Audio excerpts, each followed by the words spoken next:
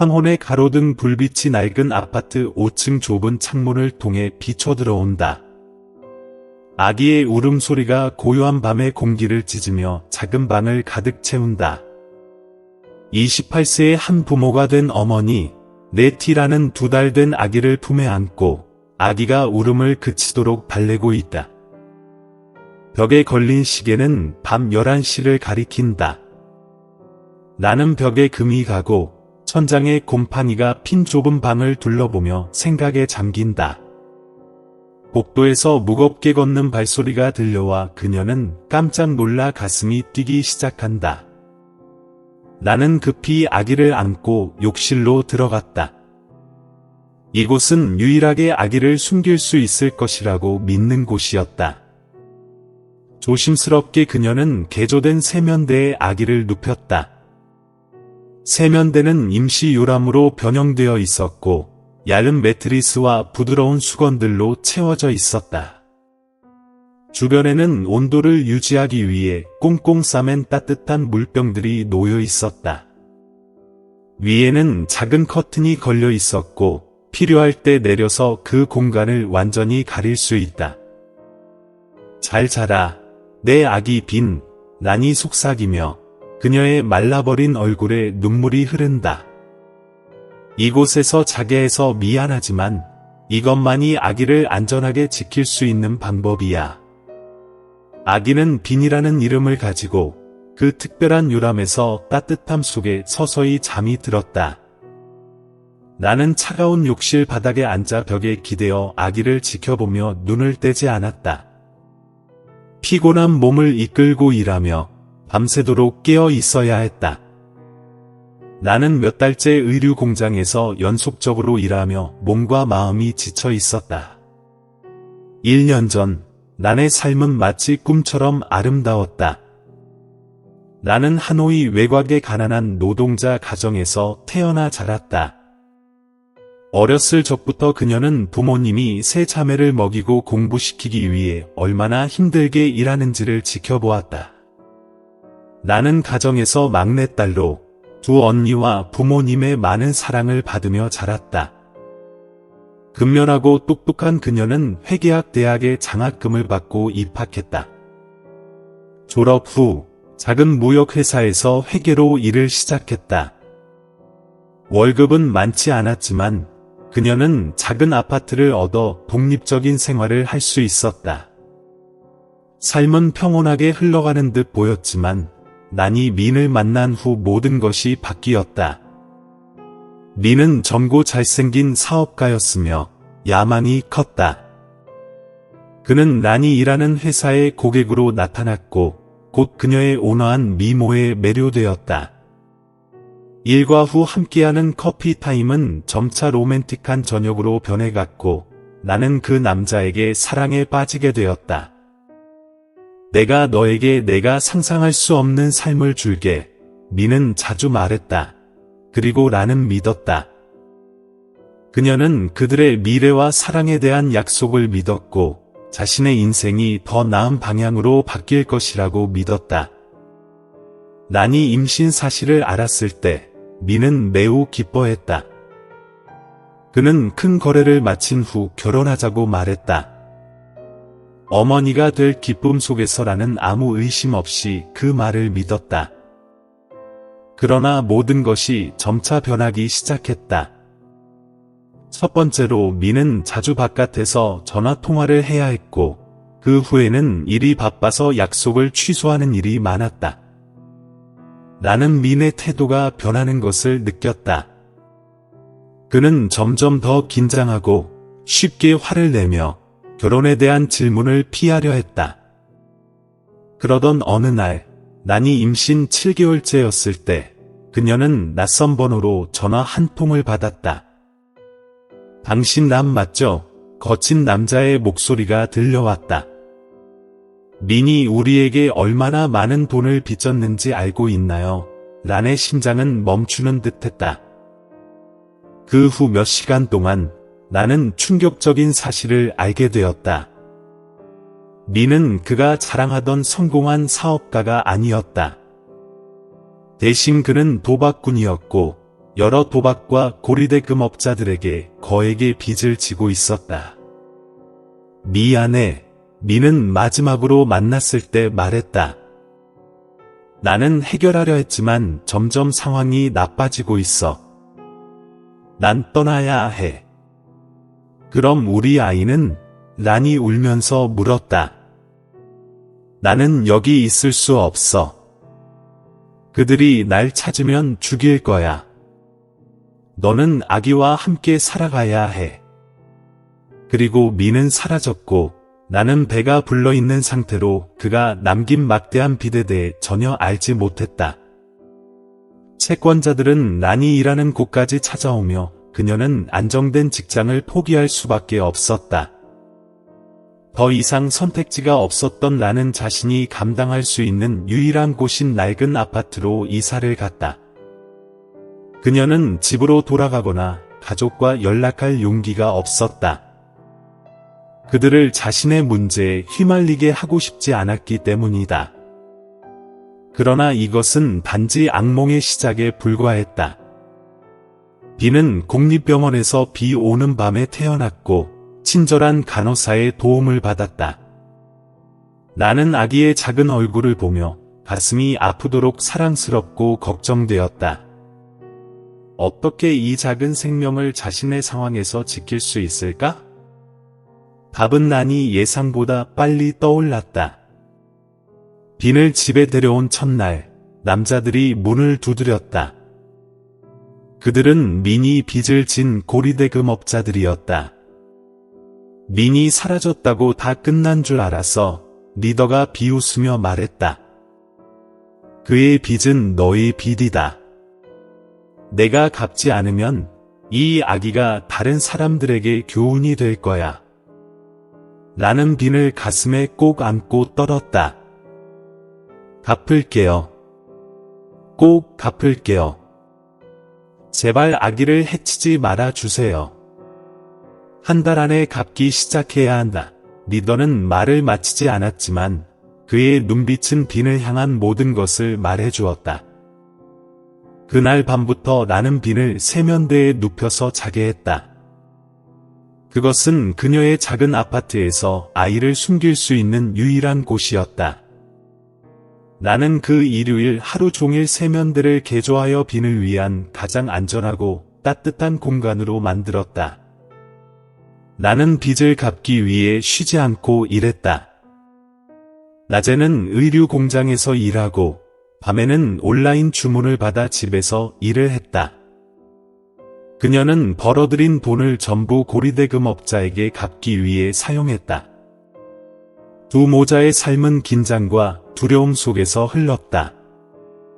나는 자신이 잠을 자는 시간을 아주 짧게 가지며 일이 생기면 언제든지 아이를 보호할 준비를 했다. 비는 어머니의 불안을 느끼는 듯 밤에 울지 않는 편이었다. 어느 날 밤, 난이 빈을 세면대에 눕혀 잠들게 하던 중 현관문에서 이상한 소리가 들렸다. 심장이 뛰는 나는 급히 커튼을 내리고 숨을 죽여 귀를 기울였다. 만약 아직 저희 유튜브 채널을 구독하지 않으셨다면 구독하고 알림벨을 켜서 최신 동영상을 놓치지 않으시길 권해드립니다. 문을 두드리는 소리가 점점 커지며 어두운 아파트 안에서 무겁게 걸어오는 발소리가 들린다. 거기 있는 거 알았어. 한 남자의 목소리가 울린다. 문 열어. 나는 욕실 문 앞에 서서 떨리는 손으로 옷감을 자를 수 있는 가위를 움켜잡았다. 그 가위는 세면대에서 찾을 수 있었던 유일한 무기였다. 비는 몸을 뒤척였지만 다행히 아기는 울지 않았다. 나와. 문을 세게 두드리는 소리가 들린다. 돈 안 갚으면 후회할 줄 알아. 나는 급히 휴대전화에 긴급 전화를 눌렀다. 이 방법은 그녀가 미리 준비해둔 것이었다. 경찰이 오기를 기다리는 시간이 끝이 없을 듯 느껴졌다. 마침내 멀리서 사이렌 소리가 들려오고 남자들은 급히 도망쳤다. 그 사건 이후 나는 더욱 조심스러워졌다. 그녀는 현관문과 욕실문에 잠금을 추가하고 가능한 모든 보안 조치를 강화했다. 매일 밤 그녀는 비상용 가방을 준비해 두었고 혹시 모를 밤중에 도망가야 할 상황에 대비했다. 시간이 지나면서 나는 일을 하며 빚을 조금씩 갚아 나갔다. 아껴둔 모든 돈은 빚을 갚는 데 사용되었다. 그녀는 빈에게 먹을 것과 기저귀를 주기 위해 최소한만 남기고 매우 절약하는 생활을 했다. 낮 동안 나는 근처 어린이집에 빈을 맡겼다. 그곳에 보모인 할머니 하는 따뜻한 마음을 가진 노인이었다. 할머니 하는 난이 어려운 상황에 처한 것을 알게 되면 자주 할인을 해주거나 어린이집 비용을 밀어주기도 했다. 라나, 어느 날 할머니 한이 말했다. 너 점점 살이 빠지고 있어.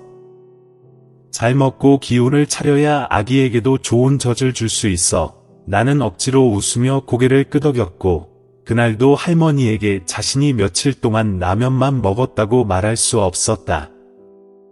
때때로 빈이 잘 먹는 모습을 보며 나는 아기에게 더 좋은 삶을 줄 수 없다는 사실에 가슴이 아팠다.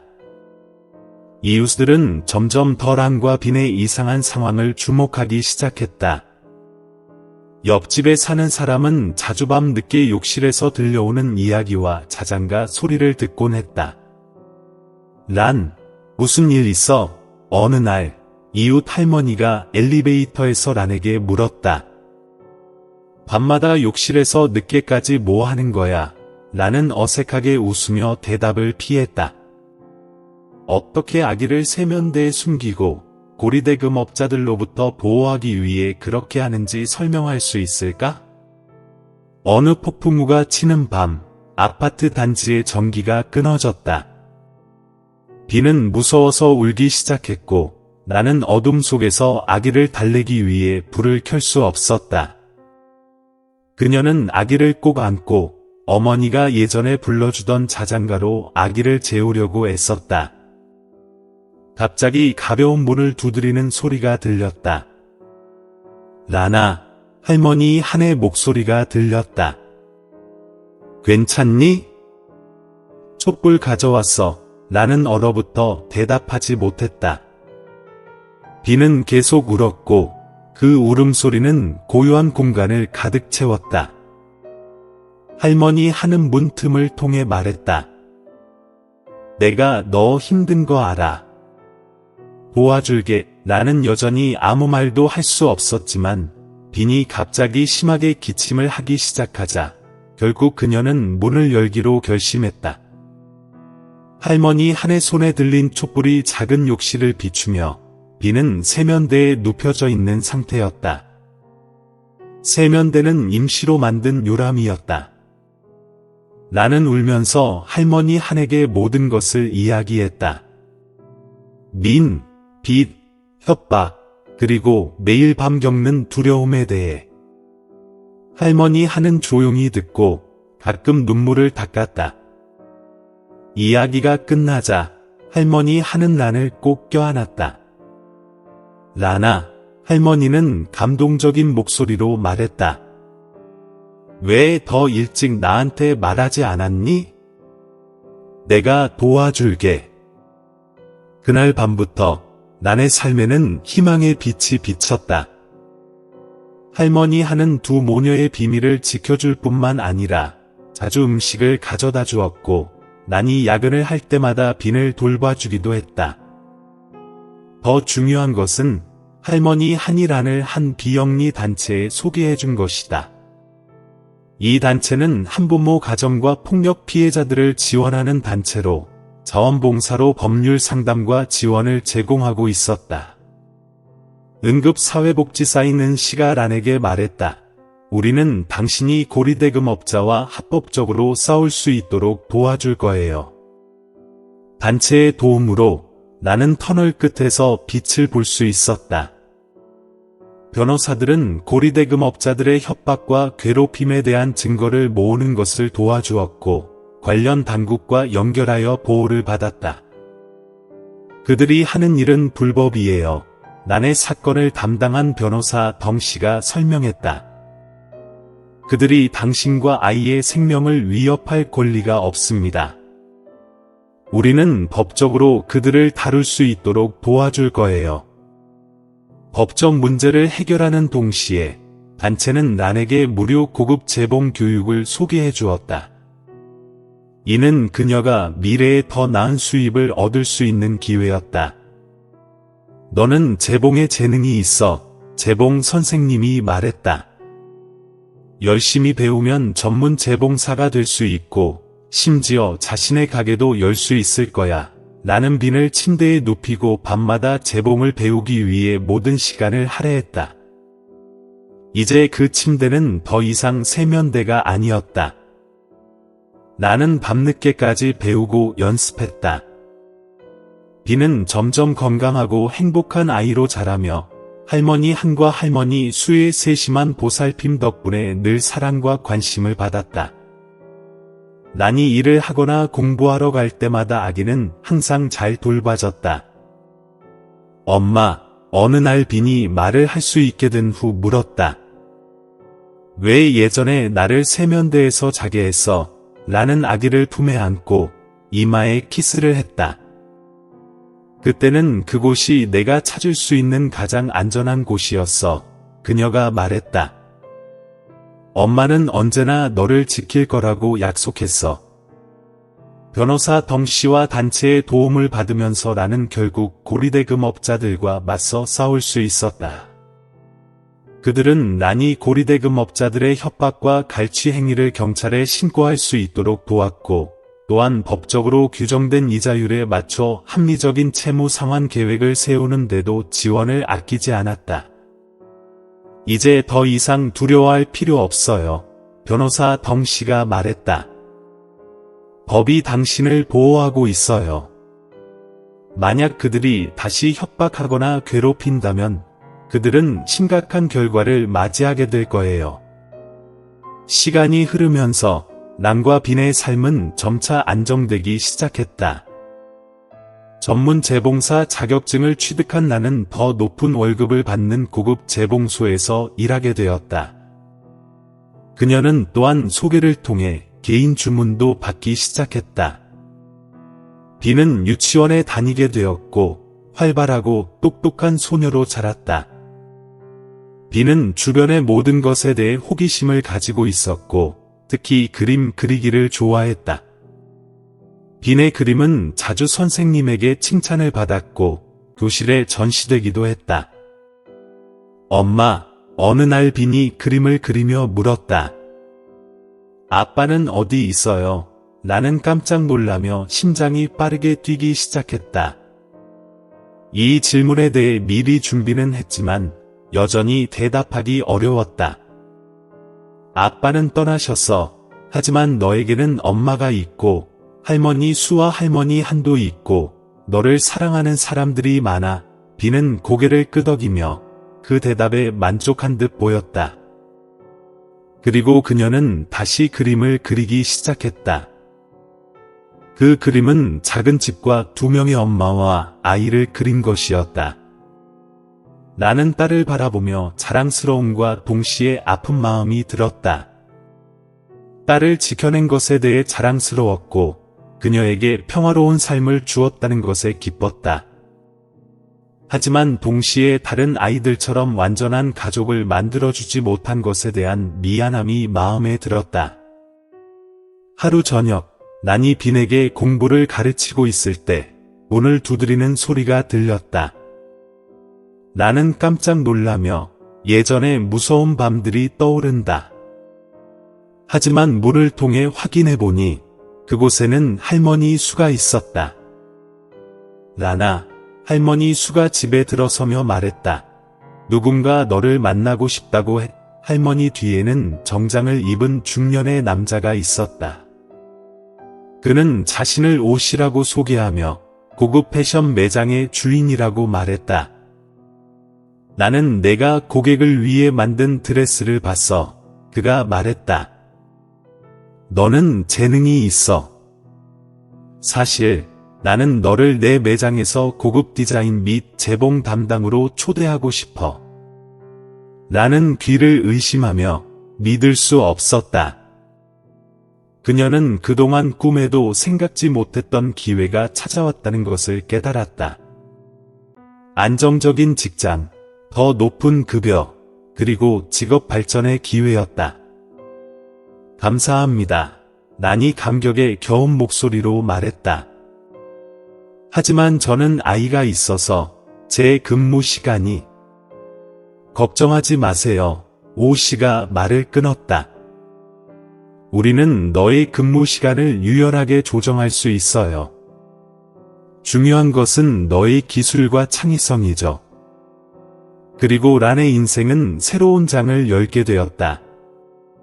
새 직장은 더 나은 수입을 가져다 줄 뿐만 아니라 그녀가 재봉에 대한 열정을 실현할 수 있는 기회도 주었다. 그녀의 디자인은 고객들에게 인기가 있었고 높은 평가를 받았다. 빈도 엄마에 대해 매우 자랑스러워했다.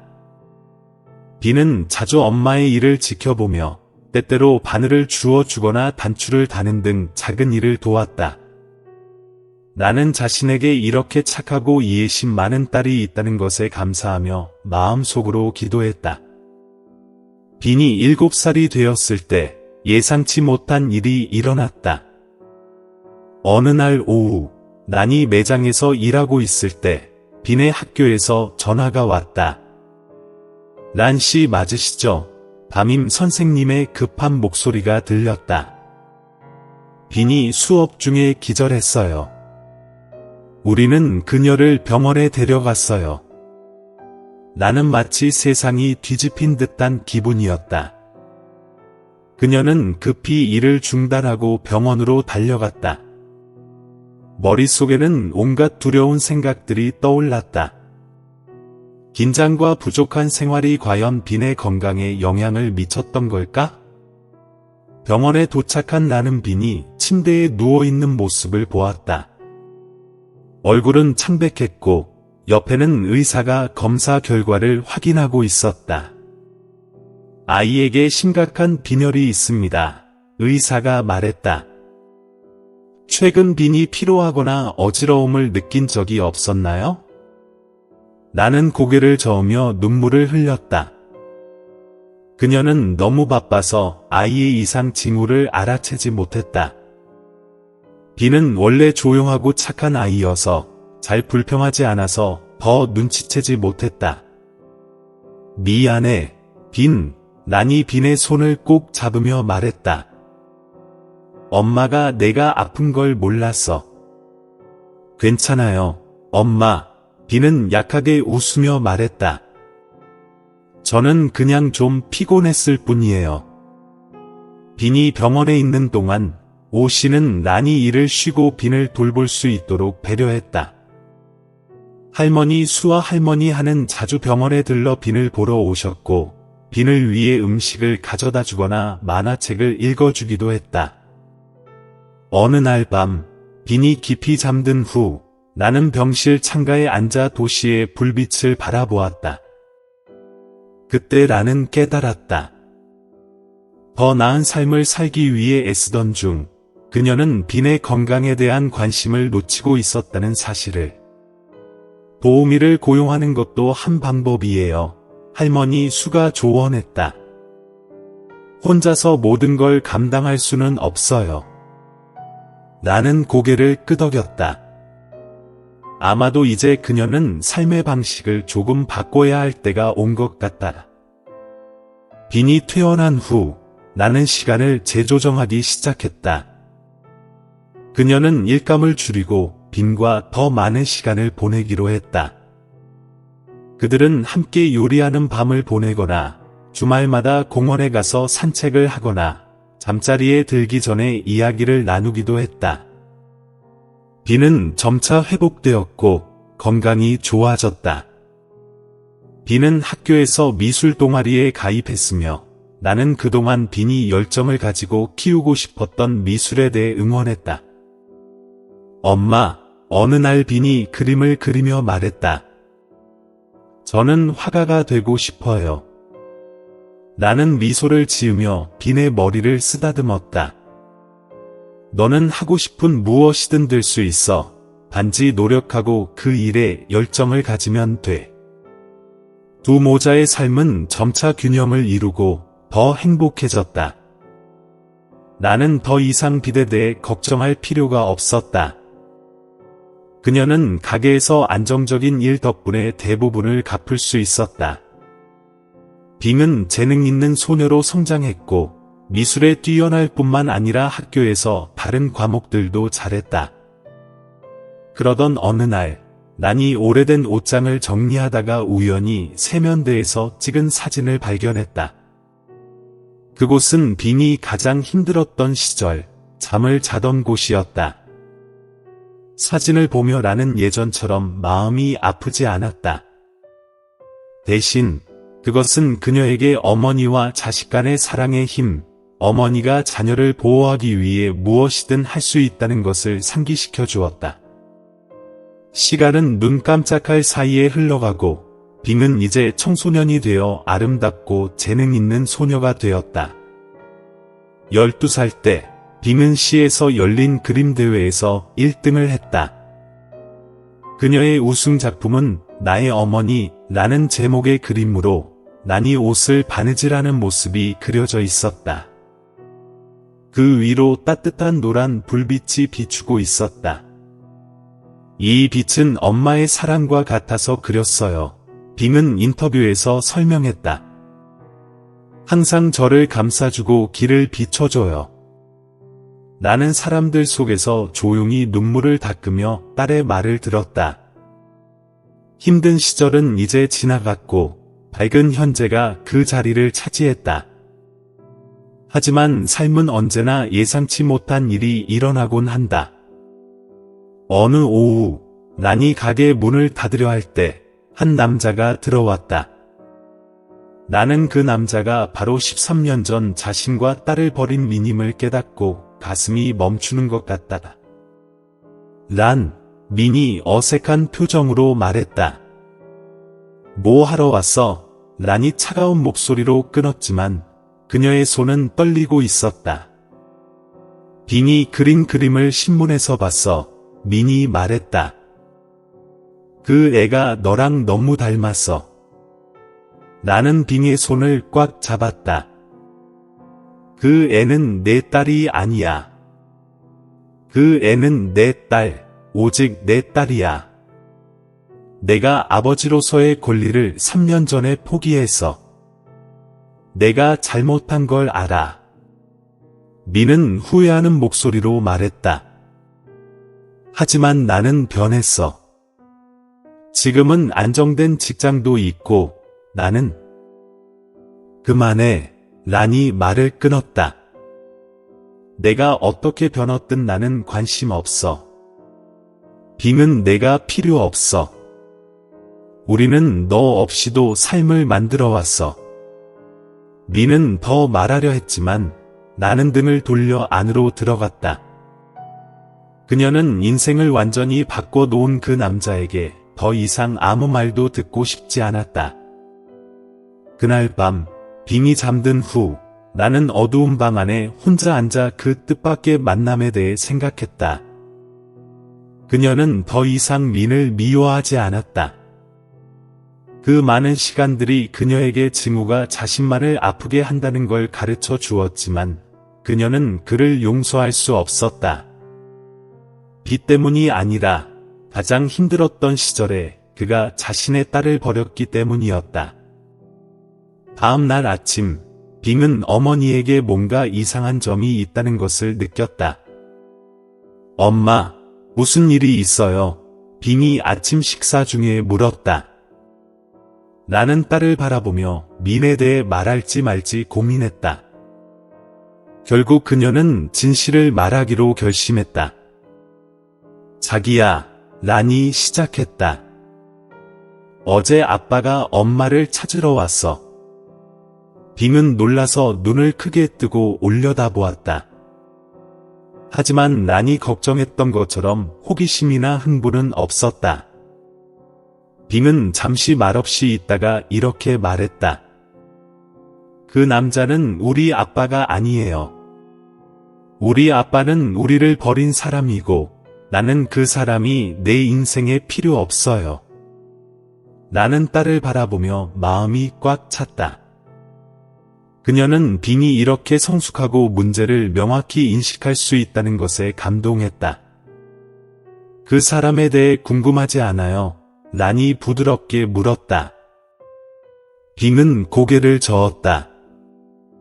엄마가 과거를 이야기해줬잖아요.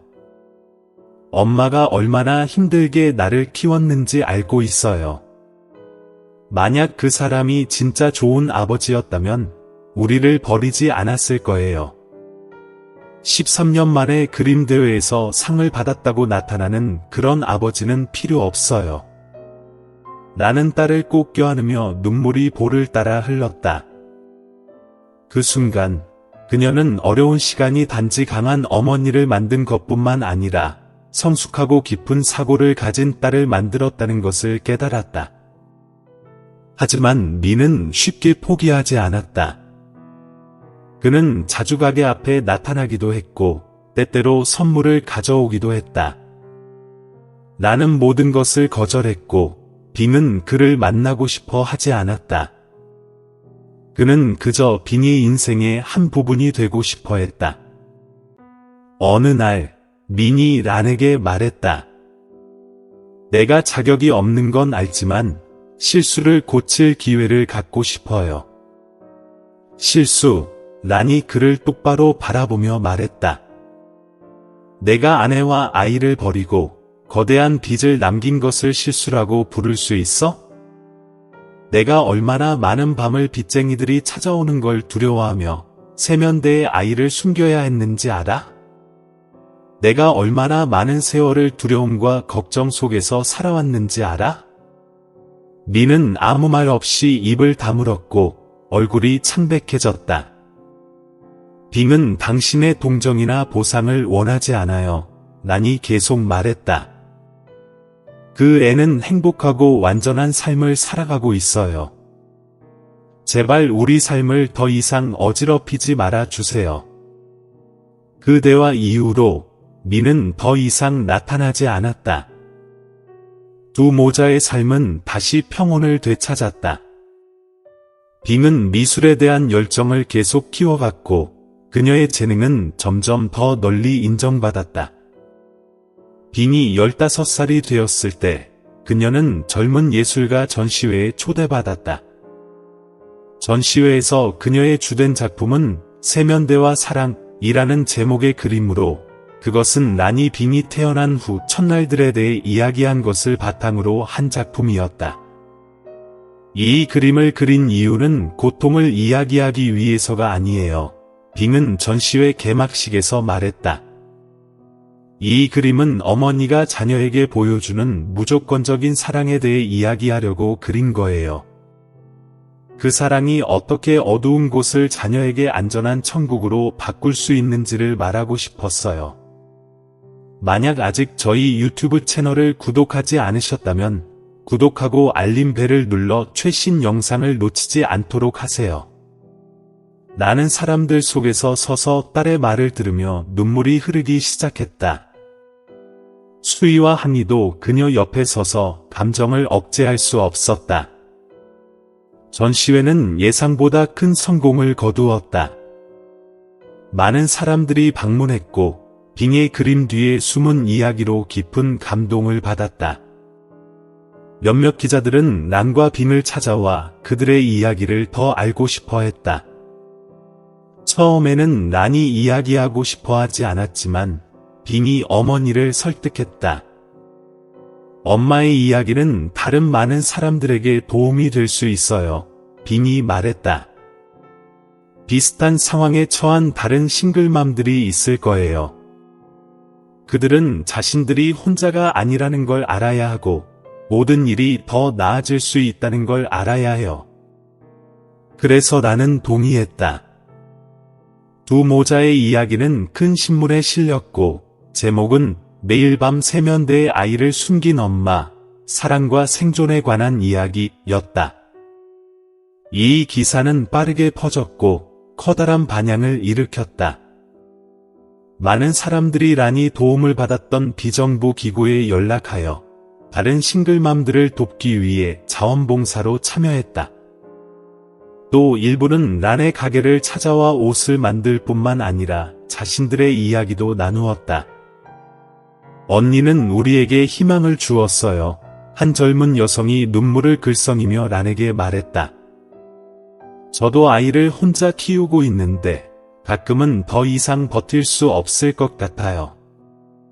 하지만 언니의 이야기는 저에게 힘을 주었어요. 나는 주말마다 다른 싱글맘들에게 경험을 나누는 강연에 참석하기 시작했다. 그녀는 그들에게 어려움뿐만 아니라 그것을 극복하는 방법, 도움을 찾는 것의 중요성, 그리고 더 나은 미래에 대한 믿음을 이야기했다. 빙도 자주 엄마와 함께 이 강연에 갔다. 그녀는 싱글맘들의 아이들을 위해 초상화를 그려주고 무료로 그림을 가르쳤다. 미술을 통해 그녀는 아이들이 감정을 표현하고 삶의 어려움에 맞서게 도왔다. 알겠어. 어느 날 저녁, 란이 빙에게 말했다. 그들은 강연 후 집으로 돌아가면서 대화를 나누고 있었다.